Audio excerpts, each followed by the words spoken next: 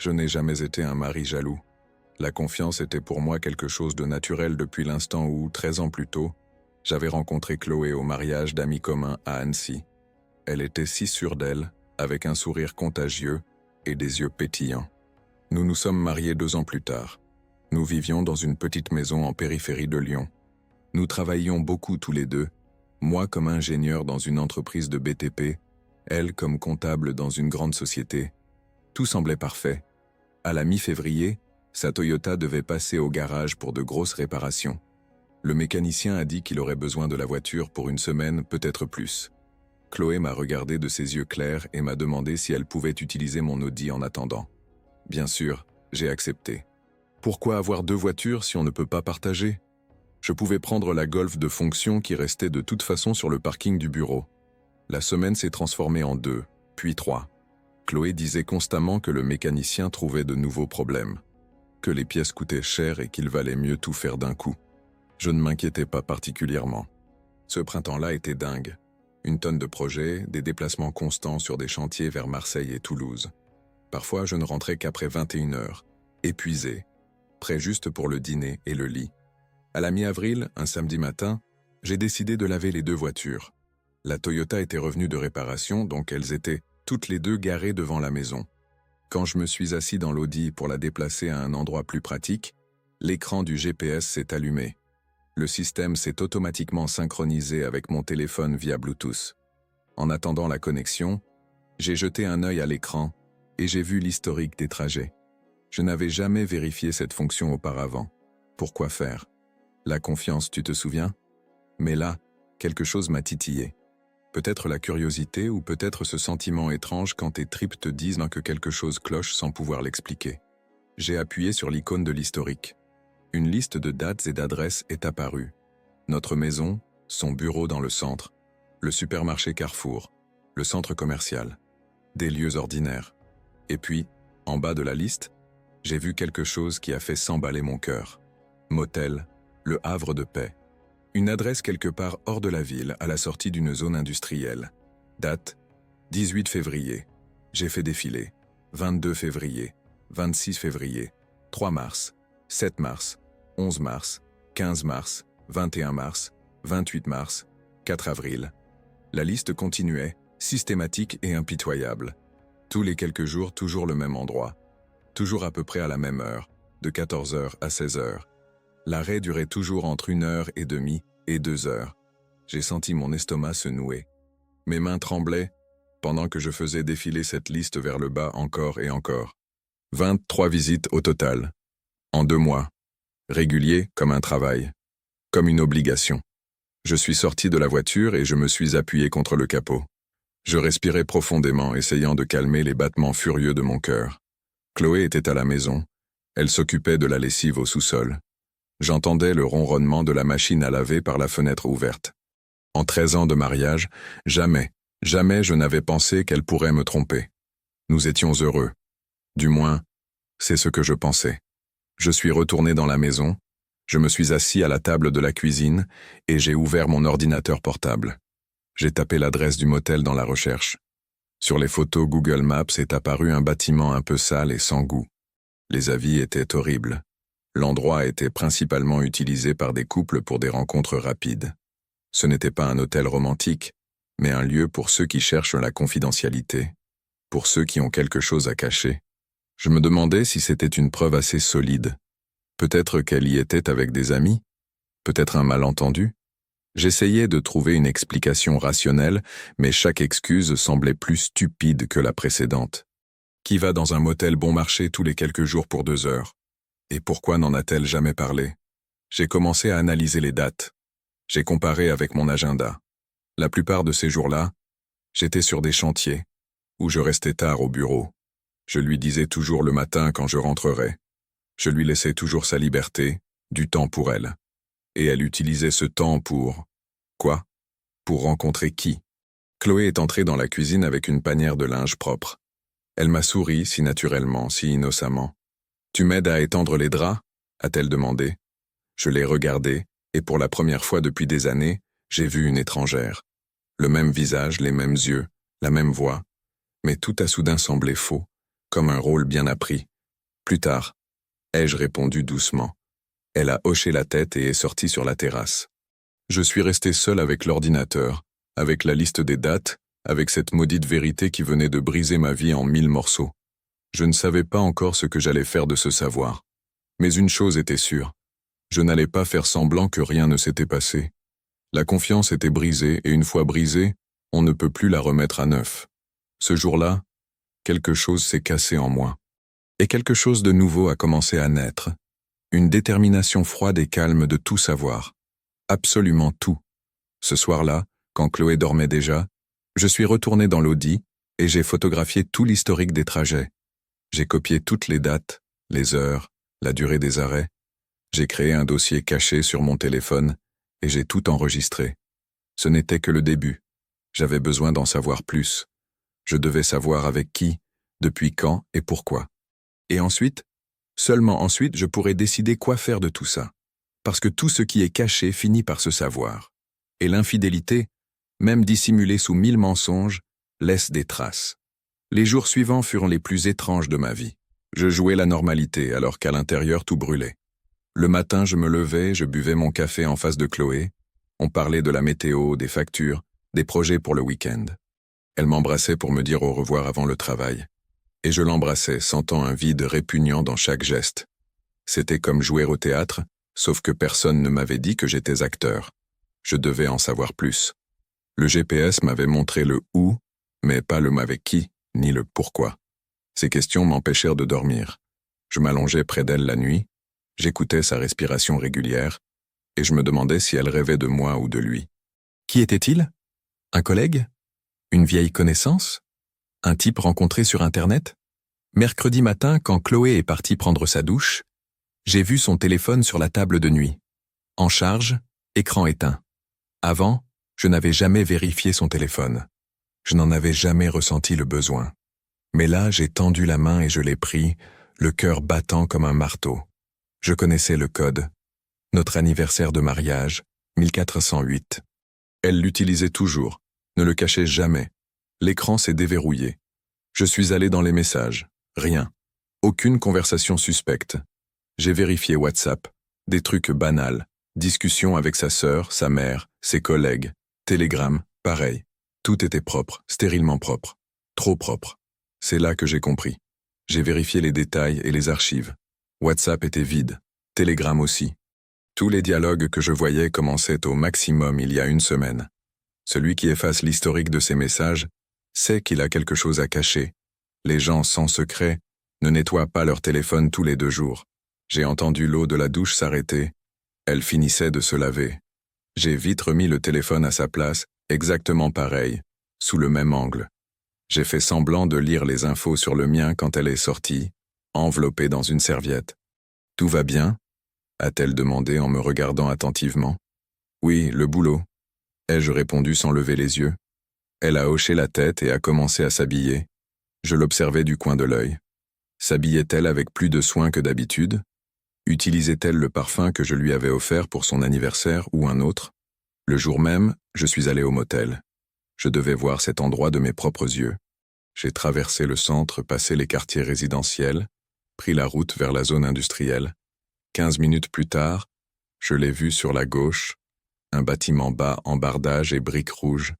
L'enseigne néon, motel Le Havre de Paix, brillait même en plein jour. Le parking était à moitié plein. Des voitures ordinaires, rien de luxueux. L'endroit était exactement comme sur la photo. Bon marché, discret, anonyme. Je me suis garé 50 mètres plus loin et j'ai observé. Les gens entraient et sortaient. Des couples de tous âges. Certains avaient l'air nerveux, regardaient constamment autour d'eux. D'autres étaient plus audacieux, se tenaient la main. Je me demandais combien de ces couples étaient des maris et des femmes, trompant leurs partenaires. Combien de gens faisaient exactement ce que faisait Chloé. Je suis resté assis là 1 heure, peut-être plus. J'avais la nausée. C'était trop réel. Ce n'était plus une liste abstraite d'adresses sur un écran de GPS. C'était un endroit concret où ma femme venait coucher avec un autre homme, où elle se déshabillait, l'embrassait, faisait avec lui des choses que nous ne faisions autrefois qu'à 2. Je suis rentré chez moi et j'ai commencé à planifier. Pour la piéger, je devais être plus rusé. J'ai vérifié le planning de ses visites au motel d'après les données GPS. Il y avait une régularité, les mardis et vendredis, toujours entre 14 heures et 16 heures. La dernière visite était vendredi, il y a 4 jours. Si le schéma se répétait, la prochaine devait être mardi, c'est-à-dire après-demain. Mardi, j'ai dit au travail que je devais partir plus tôt. J'ai inventé un truc sur le dentiste. Vers 13 heures, j'étais déjà posté à 500 mètres du motel, à un endroit d'où l'on voyait l'entrée. J'ai attendu. 1 heure a passé. J'ai commencé à penser que je m'étais trompé. Peut-être qu'elle avait changé ses plans. Peut-être qu'elle ne venait plus. Et puis j'ai vu mon Audi, ma voiture. Chloé était au volant, et quelqu'un était assis à côté d'elle. Un homme sur le siège passager. Je ne pouvais pas distinguer son visage à cette distance, mais je voyais qu'il riait. Comme elle était détendue, heureuse. Ils sont entrés sur le parking du motel. Je me suis rapproché, j'ai laissé ma Golf de l'autre côté de la route, d'où je pouvais tout voir. Ils sont sortis de la voiture. Maintenant je le voyais distinctement. Plus jeune que moi, la trentaine, 35 ans environ. Grand, mince, en jean et veste en cuir. Il a posé sa main sur sa taille. Elle s'est blottie contre lui, si naturellement, si intimement, avec un geste que je connaissais, parce que c'était le nôtre. C'était mon geste, ma façon de lui montrer ma proximité. Ils sont allés ensemble à la réception. Quelques minutes plus tard, ils sont ressortis avec une clé et ont disparu dans l'une des chambres du rez-de-chaussée. Chambre 19. J'ai tout noté. Heure d'arrivée. 14h23. J'ai pris une photo de mon Audi sur le parking, pour qu'on voit bien la plaque d'immatriculation. J'ai photographié le bâtiment, le numéro de la chambre, et j'ai attendu. J'ai attendu 2 heures dans la voiture, fixant la porte fermée du numéro 19. Je savais ce qui se passait là-dedans. Je le voyais dans mon imagination si clairement que j'en avais physiquement mal. Ma femme, dans les bras d'un autre, dans une chambre de motel miteux, pendant que j'étais assis dans le froid à regarder cette foutue porte. Ils sont sortis après 16 heures. Elle remettait ses cheveux en place, il a allumé une cigarette. Ils sont restés un peu près de la voiture, à discuter. Elle riait de quelque chose qu'il avait dit. Il l'a embrassée. Longuement, passionnément comme s'embrassent les gens qui ne veulent pas se séparer. Et puis elle est montée dans ma voiture, et est partie seule. Lui est resté, est monté dans sa Peugeot, et est parti dans la direction opposée. Je l'ai suivi. Je gardais une distance de sécurité, je ne voulais pas qu'il me remarque. Il a traversé le centre et a fini par se garer devant un immeuble dans un quartier résidentiel. Il est entré dans le hall. J'ai attendu que la lumière s'allume à une fenêtre. 5e étage, 3e fenêtre en partant de la gauche. J'ai noté l'adresse. J'ai réussi à découvrir qui vivait là. Une facture dépassait de la boîte aux lettres de l'appartement 43. Thomas Lefebvre. Maintenant j'avais un nom, un prénom et une adresse. J'avais des preuves. Il ne me restait plus qu'à décider quoi en faire. Cette nuit-là, quand Chloé est rentrée, elle était de bonne humeur. Elle racontait sa dure journée au travail, parlait des clients, du patron. Elle a mangé le dîner que j'avais préparé, a regardé une série avec moi. Elle m'a embrassé pour me dire bonne nuit. Et moi, je restais allongé dans le noir à côté d'elle, planifiant sa fin. Je n'étais plus le mari blessé et trahi qui pleure sur son sort. J'étais devenu quelqu'un d'autre, froid, calculateur, patient. Celui qui retiendra chaque détail, chaque mensonge, chaque trahison, et qui fera payer pour tout. Je n'ai pas crié, je n'ai pas fait de scène, je n'ai pas demandé d'explication. Ça aurait été trop facile, trop simple. Non, ma vengeance serait différente. Elle serait parfaite. Elle serait juste, et elle laisserait des cicatrices qui feraient le mal bien plus longtemps qu'une seule soirée dramatique. J'ai passé une semaine à rassembler des informations. Je suis devenu une ombre, un observateur de ma propre vie. Le jour, je travaillais comme d'habitude.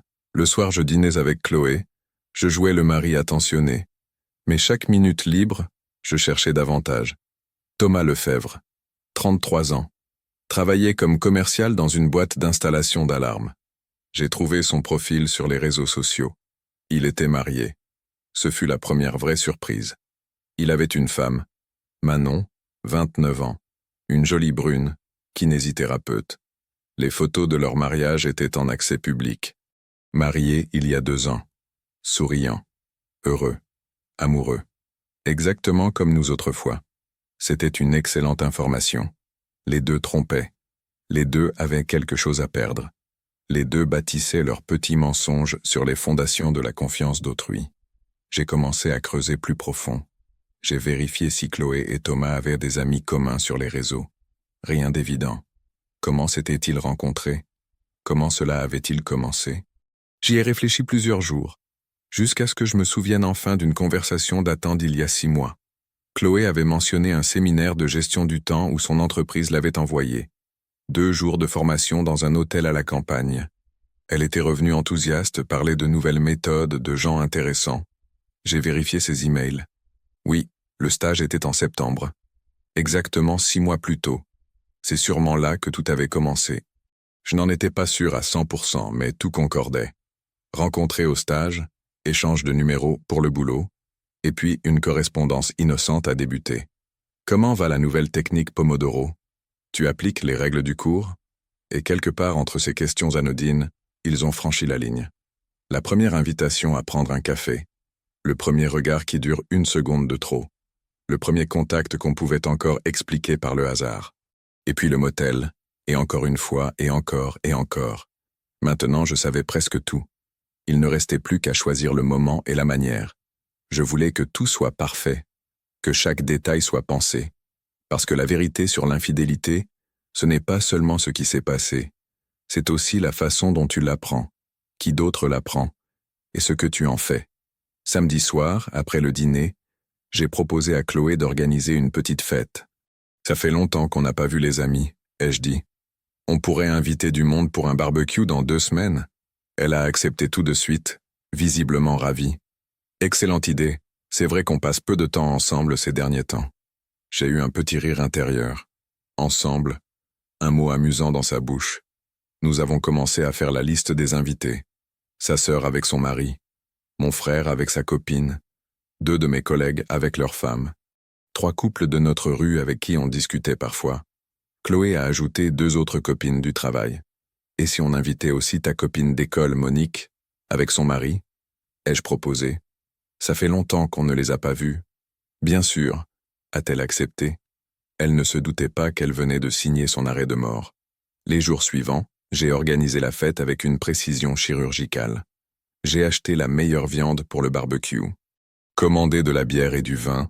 J'ai fait une playlist, préparé la terrasse, rangé le jardin. Tout devait être parfait, inoubliable. Et puis, 3 jours avant la fête, j'ai écrit un message à Manon Lefebvre. J'ai trouvé son profil Facebook, vérifié que sa messagerie était ouverte.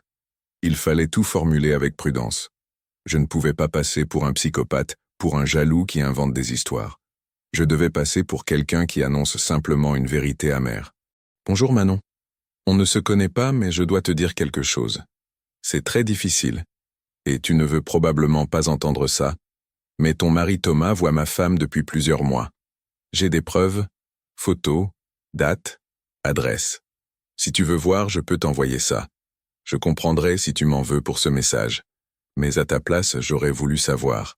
Je n'essaie pas de détruire ta vie. Je pense juste que tu mérites la vérité. Julien. J'ai envoyé le message et j'ai attendu. Mes mains tremblaient quand j'ai appuyé sur « Envoyer ». C'était le point de non-retour. Une fois le message reçu, il déclencherait une chaîne d'événements que je ne pourrais plus arrêter. La réponse est arrivée 2 heures plus tard. Quelle preuve? A-t-elle écrit brièvement. Pas d'agressivité, pas de scepticisme. Cette question me disait tout, elle savait. Peut-être pas les détails, mais quelque chose en elle se doutait. Quelque chose la tracassait. Peut-être que Thomas changeait aussi, devenait plus distant, plus secret. Peut-être que son intuition, comme la mienne, lui soufflait depuis longtemps que quelque chose clochait. Je lui ai envoyé les captures d'écran du GPS, les dates, les heures, l'adresse du motel. J'ai envoyé la photo prise sur le parking, mon Audi, avec Chloé et Thomas clairement visibles à l'intérieur. J'ai envoyé la photo où ils entrent ensemble dans la chambre. J'ai envoyé l'adresse de leur domicile pour qu'elles comprennent que je savais tout. Merci, a-t-elle répondu après une longue pause. Il faut qu'on parle. Je savais ce que ça voulait dire. Il n'y eut plus de messages cette nuit-là. J'imaginais la scène dans leur appartement. Manon montrant les photos à Thomas. Lui essayant de nier, de se justifier, de mentir. Elle ne marche pas. Elle le connaît, voit son visage. entends le mensonge dans chaque mot. Disputes, larmes, cris. Tout ce que j'avais déjà traversé moi-même, en silence, dans la solitude. Mais ce n'était qu'un échauffement. Le vrai coup de grâce devait avoir lieu à la fête. J'ai invité Manon aussi. Pas directement. Ça aurait été trop évident. J'ai agi plus finement. Je lui ai écrit le lendemain. Je sais que c'est bizarre, mais j'organise une petite réunion ce week-end. Il y aura des connaissances communes, des voisins. Chloé, évidemment, ne sait pas que tu es au courant. Si tu veux les confronter tous les deux publiquement, en présence de la famille et des amis, c'est ta chance. Ou tu peux rester chez toi et régler ça en privé. Le choix t'appartient. Elle a répondu rapidement. Je viendrai. Et j'amènerai Thomas. J'ai souri en lisant ce message. Tout se déroulait exactement comme je l'avais prévu. Dans 3 jours, dans notre jardin, près du barbecue, entouré de tous ceux qui nous aimaient et nous respectaient, la vérité allait éclater. Pas de cris, pas de drame de ma part. Je n'avais rien besoin de faire. Il suffisait de créer les conditions, d'inviter les bonnes personnes et de laisser la vérité faire son œuvre. Chloé ne se doutait pas de ce qui arrivait. Elle était heureuse, impatiente de faire la fête, promettait de faire sa salade signature que tout le monde adore. Et moi je la regardais, et je ressentais un calme étrange et froid. Je n'avais plus mal, j'étais différent. Celui qui comprend que la meilleure vengeance n'est pas dans la destruction, mais dans le fait de révéler la vérité de manière à ce qu'ils se détruisent eux-mêmes. Si tu regardes cette vidéo, abonne-toi et mets un like. Dis-moi en commentaire ce que tu penses de ce qu'a fait Julien. Avait-il raison? Ton avis est important pour moi. La veille de la fête fut la journée la plus longue de ma vie. Chaque heure s'étirait indéfiniment. Chloé courait partout dans la maison, préparait tout, coupait la salade, vérifiait s'il y avait assez d'assiettes, s'inquiétait de la météo. Elle était si vive, si heureuse. Elle ne se doutait pas qu'elle préparait sa propre exécution. Le matin, elle est allée au carrefour pour les courses. Elle a traîné en ville, a écrit qu'elle passait voir sa sœur pour un café, mais j'ai vérifié la géolocalisation. Elle était au centre commercial, la même où elle avait acheté de la nouvelle lingerie 1 mois plus tôt. Pour qui, je me demandais? Sûrement pas pour moi. Elle est revenue 3 heures plus tard avec des sacs de nourriture et des fleurs pour le jardin. Ce sera beau, a-t-elle dit en mettant les tulipes dans un vase. Je suis si contente que tu aies invité tout le monde. On vivait comme des ermites ces derniers temps. J'ai touché son visage, caressé sa joue. Elle a souri en recouvrant ma main de la sienne. Dans ses yeux, j'ai vu de la tendresse, peut-être même de l'amour, ou un très bon jeu d'acteur. Je n'étais plus sûr d'avoir jamais su distinguer l'un de l'autre. Oui, ce sera beau, ai-je répondu doucement. Elle m'a embrassé sur les lèvres, brièvement, banalement, comme s'embrassent les gens après de longues années de mariage. Mais je ne sentais que de l'indifférence, du froid.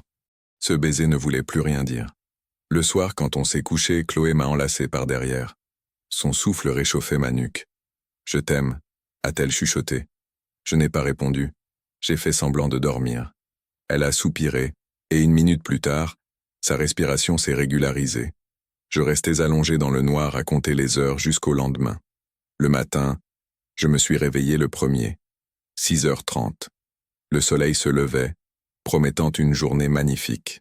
Je suis sorti dans le jardin vérifier les derniers préparatifs. La table était mise, le barbecue nettoyé et prêt, le jardin était impeccable. Tout était à sa place. Chloé s'est levée à 8h. Elle était de bonne humeur, chantonnait en préparant le petit déjeuner. Une journée ordinaire. Un samedi matin ordinaire et heureux avant de retrouver des amis. À 10h, j'ai reçu un message de Manon. On sera là à 15h. Thomas pense qu'on va chez un de ses collègues. Il ne sait pas que c'est chez toi. Je ne lui ai pas parlé des photos. Je veux voir sa tête quand il verra Chloé. J'ai répondu brièvement. Parfait. Les invités ont commencé à arriver vers 14h. D'abord les voisins. Une famille avec une fille. Des gens sympas avec qui on buvait parfois une bière sous la véranda. Puis mon frère avec sa copine Anaïs. Les copines de travail de Chloé. Mes collègues de chantier. Paul et Antoine avec leurs femmes. Sa sœur Léa avec son mari. À 15h, le jardin était plein de monde. De conversations, de rires. J'ai mis de la musique, commencé à griller la viande. Chloé virevoltait entre les invités, bavardait, riait. Elle était l'hôtesse parfaite. Elle était superbe dans sa robe d'été, cheveux lâchés, grand sourire sincère. Je la regardais et je pensais, dans 15 minutes, ce sourire disparaîtra à jamais. À 15 heures, la sonnette a retenti. Mon cœur a battu plus fort. C'était le moment. Le point de non-retour. Chloé s'est dirigée vers la porte mais je l'ai arrêtée. J'ouvre, occupe-toi de la salade, ai-je dit. Elle m'a regardé avec surprise mais a hoché la tête. J'ai ouvert la porte. Sur le seuil se tenaient Manon et Thomas. Elle avait l'air calme, mais je voyais la tension dans sa mâchoire, la détermination dans ses yeux. Lui était détendu, souriait, tenait une bouteille de vin. Il ne se doutait de rien. « Salut, on peut entrer ?» a-t-il demandé. « Merci pour l'invitation, vieux. Robert m'avait pas dit qu'il vivait dans un endroit aussi cool. » Je n'ai rien dit. Manon est entrée derrière lui, m'a regardé dans les yeux. J'ai hoché la tête. Je les ai conduits à travers la maison, jusqu'à la terrasse. Chloé était près de la table en train de servir la salade. Elle s'est retournée au bruit des pas. Elle m'a vu. Elle a vu Manon. Et elle a vu Thomas. Son visage a d'abord exprimé une interrogation, puis la surprise. Et enfin, une terreur pure, absolue. L'assiette lui a glissé des mains et s'est brisée sur le sol en pierre. Tous les invités se sont tus et se sont tournés vers elle. Thomas s'est figé en plein mouvement. Le sourire a glissé de son visage, il est devenu livide. Il regardait Chloé, puis moi, puis Manon. Sa bouche s'est ouverte, mais aucun son n'est sorti. Désolé pour le retard, ai-je dit fort à tous les invités. Voici Manon et Thomas, nos invités spéciaux. Ma voix était calme, polie, mais tout le monde dans le jardin a senti que quelque chose clochait vraiment, vraiment beaucoup. Chloé restait immobile, fixant Thomas, les yeux écarquillés, pleins de panique. Je voyais qu'elle essayait de rassembler ses esprits, d'inventer une histoire, n'importe quoi pour expliquer ça. Mais Manon a été plus rapide.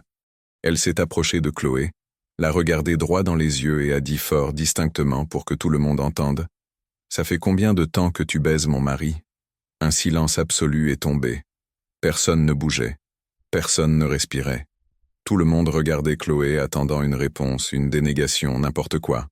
Ma femme ouvrait et fermait la bouche comme un poisson jeté sur la rive. Les mots ne venaient pas. Et comment expliquer une chose pareille? Avec quels mots peut-on ramener la confiance quand le monde entier regarde, attend, écoute? Thomas a enfin retrouvé la parole. « Manon, qu'est-ce que tu... » « C'est un malentendu. J'ai les photos, l'a-t-elle coupé froidement. J'ai les dates, j'ai les adresses, j'ai tout. Elle a sorti son téléphone de son sac et a commencé à montrer. D'abord à Léa, la sœur de Chloé. Elle a blêmi, puis à mon frère. Puis les invités, l'un après l'autre, se passaient le téléphone, regardaient les photos.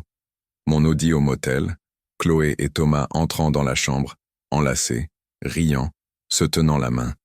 La vérité se propageait dans le jardin comme un virus, infectant tous ceux qui la regardaient. Chloé s'est mise à pleurer. Les larmes coulaient sur son visage, mais elle n'essayait pas de les essuyer. Elle restait juste là, petite, recroquevillée, brisée, regardant tous ces visages, famille, amis, voisins, qui savaient maintenant, qui sauraient désormais pour toujours. Et moi je restais à l'écart, la pince à barbecue à la main, et j'observais. Je ne criais pas, je ne pleurais pas. Je n'avais rien besoin de dire. La vérité parlait pour moi. Léa, la sœur de Chloé, a retrouvé sa voix la première. Chloé, c'est vrai. Sa voix tremblait d'incrédulité. Elle se connaissait depuis toujours, était proche, discutait de tout. Du moins, c'est ce que Léa pensait. Chloé ne répondait pas. Elle pleurait juste, secouait la tête, mais gardait le silence. Et que pouvait-elle dire? Que ce n'était pas elle sur la photo? Que c'était un montage? Tout le monde voyait son visage, voyait ma voiture, voyait les dates s'étaler sur des mois. Thomas a essayé de sauver la situation. Tout est sorti de son contexte. Manon, on peut parler à la maison calmement. Calmement, a ricané amèrement Manon. Tu baises une autre femme depuis 6 mois et tu veux parler calmement? Sa voix s'est brisée. Tout son sang-froid s'est effondré. Combien de fois tu m'as menti? Combien de fois tu as dit que tu avais un rendez-vous client, une présentation, une formation, alors que tu allais voir cette... Elle s'est tue, regardant Chloé avec une rage pure. Ma femme a enfin trouvé ses mots. Ce n'était pas comme ça. Nous... bégayait-elle, les mains tremblantes. Elle m'a regardé, implorante, comme si elle cherchait le salut, comme si, après tout ce qu'elle avait fait, je devais encore être celui qui la protège, qui la sauve des conséquences de ses propres choix. J'ai posé calmement la pince sur la desserte du barbecue. Je me suis approché d'elle, je me suis mis tout près. Si près que seule, elle pouvait entendre mes mots. Je savais depuis 3 semaines, ai-je chuchoté. Je t'observais, je te surveillais, j'avais toutes les preuves. Je pouvais faire n'importe quoi avec ça, mais j'ai choisi ceci. J'ai voulu que tu ressentes exactement ce que j'ai ressenti, que ton monde s'écroule sous les yeux de tous ceux que tu aimes. Ses yeux se sont agrandis encore plus. Elle a compris. Ce n'était pas un hasard. Ce n'était pas un concours de circonstances malheureux. C'était un plan. Mon plan. Une vengeance minutieusement planifiée et calculée. Tu... a-t-elle commencé, mais je l'ai interrompue en me tournant vers les invités. Mon frère s'est approché, a posé sa main sur mon épaule. Frangin, je ne sais pas quoi dire. Je suis désolé. Dans ses yeux, je voyais une compassion sincère. Il me connaissait depuis la naissance, savait à quel point j'aimais Chloé, à quel point je croyais en notre mariage. Paul et Antoine se tenaient en là avec leur bière, ne sachant manifestement pas quoi faire. Antoine était divorcé, il savait ce que c'est, quand on est trahi. « On est avec toi si t'as besoin », a-t-il dit doucement. Les copines de Chloé la regardaient avec un mélange de choc et de déception. Elles nous connaissaient en tant que couple, pensaient notre mariage stable, heureux. Maintenant, elles voyaient que tout ça n'était que mensonge. Thomas a fini par arrêter d'essayer de se justifier. Il restait silencieux, tête baissée, complètement anéanti. Ses mensonges, son assurance, tout s'était dissous à la lumière de la vérité. Manon se tenait à côté, mais ne le regardait même pas. La distance entre eux parlait d'elle-même. « Comment tu as pu ?» Léa s'est enfin approchée de sa sœur, la voix brisée. « Comment tu as pu faire ça à Julien ? C'est ton mari. 13 ans, Chloé. 13 ans ensemble. Je ne voulais pas... C'est juste arrivé. » Chloé essayait de se défendre, mais ses mots sonnaient pitoyablement. Je n'avais pas prévu. Juste, il était différent. L'attention... Je me sentais... Qu'est-ce que tu sentais ? L'ai-je interrompu ? Tout le monde m'a regardé. C'était la première fois que je parlais depuis la révélation. Tu te sentais seule ? Incomprise ? Je bossais 14 heures par jour pour nous assurer une belle maison, pour qu'on puisse partir en vacances, pour que tu puisses acheter une nouvelle voiture. Et toi, tu te sentais délaissée ? Ma voix était calme, mais les mots coupaient comme du verre. Je voyais comme chacun d'eux la blessait, comme elle se recroquevillait. Ce n'est pas ça, a-t-elle tenté, mais elle comprenait qu'elle avait perdu. Il n'y avait pas d'argument qui puisse justifier ce qu'elle avait fait. Le mari de Léa s'est tourné vers Thomas. « Vous feriez mieux de partir.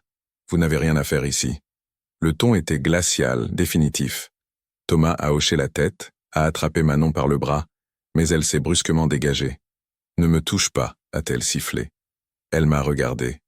Merci. D'avoir parlé. De ne pas m'avoir laissé vivre dans le mensonge. Dans ses yeux, j'ai vu quelque chose comme de la compréhension. Nous avions tous deux été trahis. Tous deux méritions la vérité. Ils sont partis séparément.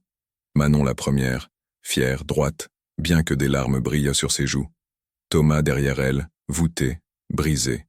Personne ne leur a dit au revoir. Chloé restait toujours au même endroit, entourée des débris de l'assiette qu'elle n'essayait même pas de ramasser. Les invités ont commencé à partir un par un. Personne ne savait quoi dire, comment se comporter. Ça devait être une soirée agréable entre amis, et tout s'était transformé en un spectacle de vérité douloureuse. Léa s'est approchée de moi avant de partir. « Qu'est-ce que tu vas faire maintenant ?»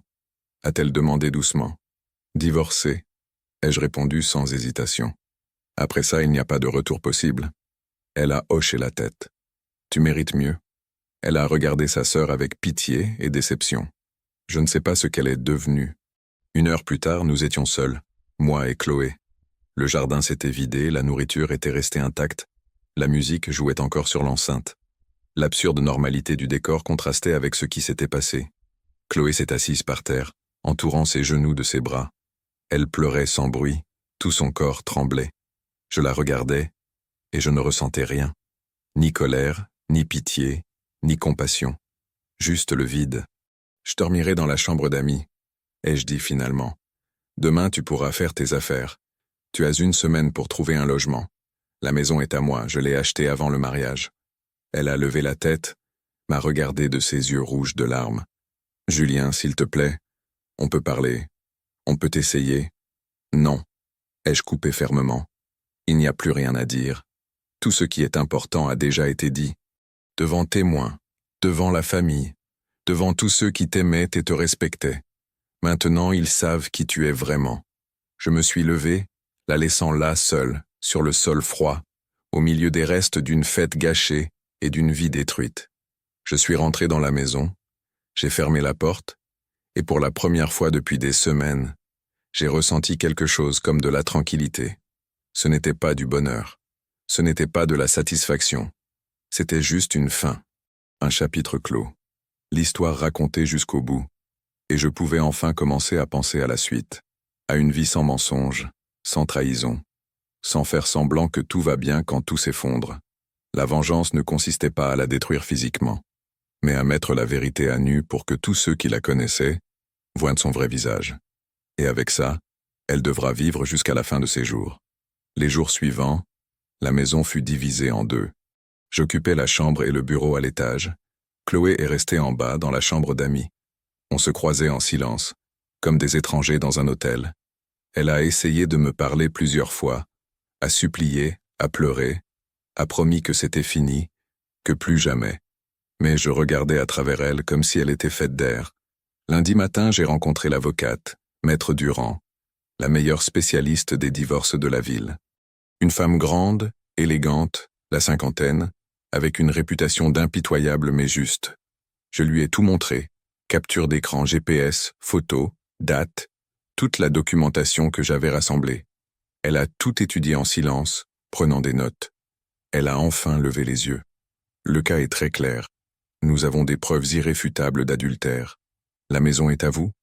Pas de crédit commun? La maison est à moi, achetée avant le mariage. On a payé ensemble seulement la voiture, la Toyota, elle est à son nom. Elle peut la garder. Parfait. La procédure sera rapide. 3-4 mois maximum. Elle m'a regardé avec respect. Je ne vois pas souvent des gens aussi préparés. La plupart viennent me voir en pleurs, sans preuve, seulement avec des soupçons. J'ai eu beaucoup de temps pour me préparer. Ai-je répondu doucement. Quand je suis rentré, Chloé attendait dans la cuisine.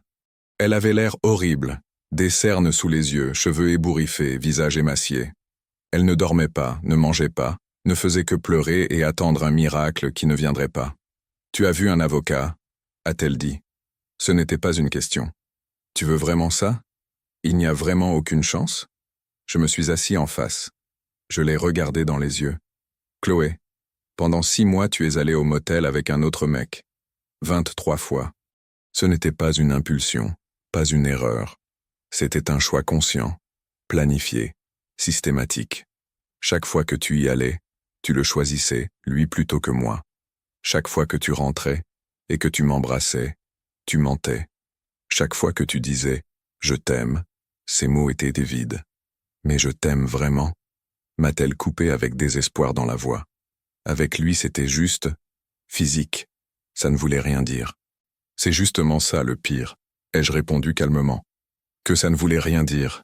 Tu as risqué notre mariage, notre vie, tout ce qu'on a construit, pour quelque chose qui ne voulait rien dire. Si tu étais tombée amoureuse, si c'était quelque chose de vrai, j'aurais au moins pu comprendre. Mais tu t'ennuyais juste. Tu cherchais du divertissement. Et tu as choisi la trahison. Elle se taisait, parce qu'il n'y avait pas de réponse à ces mots. Il n'y avait pas d'argument qui puisse changer ça. Tu recevras les papiers du divorce jeudi, ai-je ajouté en me levant de table. Tu peux accepter ou te battre. Mais le résultat sera le même. J'ai toutes les preuves. Le tribunal nous divorcera. Tu perdras beaucoup plus si tu résistes. Les jours suivants, la maison s'est vidée lentement. Chloé emballait ses affaires. Vêtements, livres, cosmétiques. Elle laissait derrière elle du vide dans les armoires, des étagères nues, des endroits où se trouvaient autrefois ses affaires, les traces physiques de sa disparition. Léa est venue l'aider pour le déménagement. Elle parlait doucement dans la chambre d'amis. Par la porte entr'ouverte, j'entendais des bribes. « Je ne peux pas te plaindre, c'est de ta faute. Mais tu es ma sœur, et lui c'était ton mari depuis 13 ans. » Vendredi soir, Chloé était prête. 2 valises et quelques cartons. 13 ans de vie tenaient dans le coffre de la Toyota. Elle se tenait près de la porte, me regardant une dernière fois. « Pardon », a-t-elle dit doucement. « Je sais que ça ne change rien, mais je suis vraiment désolé. » J'ai hoché la tête. « Je suis désolé aussi. Désolé de ne pas avoir remarqué plus tôt que tu étais capable d'une chose pareille. D'avoir passé tant d'années avec quelqu'un que je ne connaissais pas vraiment. » Elle s'est détournée et est sortie. La porte s'est refermée derrière elle avec un petit clic. Je suis resté seul dans la maison qui a soudain semblé trop grande, trop silencieuse, trop vide. Mais vide ne veut pas dire mauvais. Vide veut dire propre, prêt pour quelque chose de nouveau. Samedi matin, Paul a appelé. « Écoute, on va boire une bière avec les gars. Faut que tu sortes de chez toi, que t'arrêtes de penser à cette merde. » T'en dis quoi? J'ai accepté. On s'est retrouvés au pub. Paul, Antoine, mon frère, encore quelques connaissances. On a bu de la bière, regardé le foot, parlé de tout et de rien. Personne n'a mentionné Chloé. Personne n'a posé de questions stupides. Ils étaient juste là, me soutenaient, sans mots. Vers minuit, quand je rentrais chez moi, un message de Manon est arrivé. J'ai demandé le divorce. Merci encore. Je méritais la vérité. J'ai répondu, merci à toi aussi, pour le courage de venir. Sans toi, ça n'aurait pas été aussi parfait. Ce n'était pas de la vengeance, a-t-elle écrit une minute plus tard. C'était la justice. Elle avait raison. Je n'ai pas détruit Chloé. Elle s'est détruite elle-même. J'ai juste fait en sorte que la vérité éclate pour que tout le monde sache, pour qu'elle ne puisse plus faire semblant, mentir, manipuler, pour que les conséquences de son choix soient visibles, réelles, durables. Quelques semaines ont passé. Le divorce s'est bien déroulé. Chloé n'a pas discuté, a accepté toutes les conditions. Elle vivait maintenant chez sa sœur, cherchait un appartement à louer. J'ai entendu par mon frère qu'elle avait démissionné. Elle ne supportait pas les regards des collègues qui savaient tout. Elle a tout recommencé à zéro dans une autre boîte, dans une autre ville. Thomas et Manon ont divorcé aussi. J'ai entendu dire qu'elle a gardé l'appartement et qu'il a dû partir. Il a perdu son boulot. La boîte ne tolérait pas les scandales. La dernière fois que je l'ai vu à une station-service, il avait mauvaise mine, avait pris 10 ans. Et moi, je reconstruisais doucement ma vie. J'ai réaménagé, jeté les choses qui me faisaient penser à elle. Je me suis mis au sport. Je voyais plus souvent mes amis. Je me suis concentré sur le travail. J'ai eu une promotion. Je suis devenu chef de projet pour un nouveau complexe résidentiel. Un soir, assis sur la terrasse avec une bière, je pensais à tout ce qui s'était passé. À la trahison, à la vengeance, à la douleur, à la faim. Est-ce que ça en valait la peine? Ai-je bien agi? La réponse était simple. Oui. Chloé a brisé notre mariage. J'ai juste fait en sorte qu'elle paie pour ça honnêtement. Que tout le monde voit la vérité. Que personne ne la regarde plus jamais, avec la même confiance, le même respect. Ce n'est pas de la cruauté. C'est la justice. Et la justice, même si elle est parfois douloureuse, est toujours nécessaire. J'ai bu une gorgée de bière, regardant le coucher de soleil sur la ville. C'était beau, calme, propre. Tout était à sa place. Et pour la première fois depuis des mois, j'ai ressenti de l'apaisement. Le chapitre est clos. Un nouveau attend d'être écrit. Et cette fois, je serai plus intelligent, plus prudent, plus fort, parce que l'homme qui a traversé le feu de la trahison ne sera plus jamais le même. Il est endurci, conscient, on ne peut plus le tromper. Et c'est la meilleure leçon que je pouvais recevoir. Merci d'avoir regardé cette histoire jusqu'au bout. Si vous pensez que Julien a bien agi, abonnez-vous et mettez un like. Et si vous pensez le contraire, écrivez pourquoi dans les commentaires. Votre avis m'intéresse vraiment. À bientôt dans la prochaine vidéo.